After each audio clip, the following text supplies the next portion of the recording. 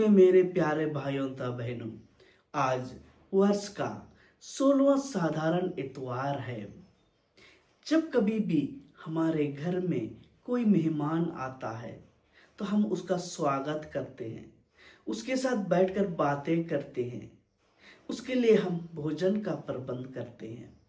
जी हाँ मेरे प्यारे भाइयों तथा बहनों, आज के सुसमाचार में हम लोग देखते हैं प्रभु यीशु मार्ता, मरियम और लाजरुस का घर एक मेहमान बनकर जाते हैं। हम लोग देखते हैं कि मरियम प्रभु यीशु के चरणों में बैठकर प्रभु यीशु से बातें करती है। मार्ता प्रभु के लिए भोजन का प्रबंध करने में व्यस्त रहती है। मरियम प्रभु की बातों को सुनती रहती है और प्रभु की ही दुनिया में खो जाती है। उसे किसी चीज का चिंता नहीं रहता है। मार्ता जो भोजन का प्रबंध करते रहती है, वह देखती है कि उसकी बहन प्रभु के चरणों में बैठी हुई है। वह सोचती है कि मैं अच्छा काम कर रही हूँ और मेरी बहन जो है बेकार में समय बर्बाद कर रही है। इसीलिए वह प्रभु से उसके विषय में शिकायत करती है कि वह उसे मदद करे।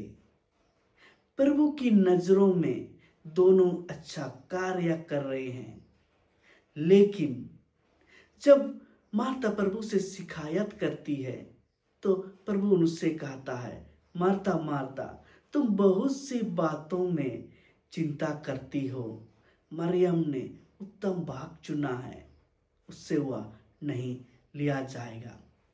प्रभु के लिए शारीरिक भोजन से अधिक आध्यात्मिक भोजन की जरूरत है, आत्मिक पोषण की जरूरत है। इसीलिए प्रभु इस प्रकार का जवाब देते हैं। क्रिस्त में मेरे प्यारे भाइयों तथा बहनों, सुनना एक प्रकार का प्रार्थना है और सुनकर उसे हमें अपने जीवन में परिवर्तित करना चाहिए। हम लोग देखते हैं इस भागदौड़ की जिंदगी में लोग सुबह उठते हैं और देर शाम को सोने चले जाते हैं।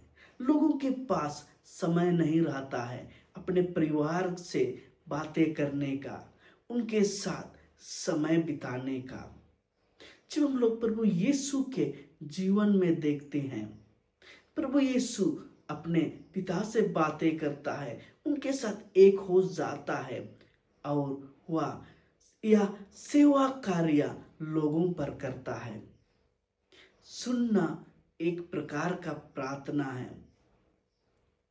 जब हम लोग प्रार्थना करते हैं, प्रभु को सुनते हैं, तो यह हमें सेवा कार्य की ओर ले जाता है और जो सेवा कार्य हम लोग करते हैं वह प्रार्थना का फल है। प्रभु यीशु मत्ती के सुसमाचार अध्याय 20 पद संख्या 28 में कहते हैं, मानव पुत्र सेवा कराने नहीं बल्कि सेवा करने के लिए आया है।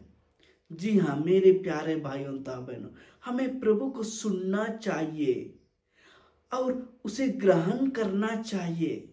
ग्रहण करके उसे अपने हृदय से मनन चिंतन करना चाहिए और अपने जीवन में, अपने कार्यों में और लोगों की सेवा में लगाना चाहिए।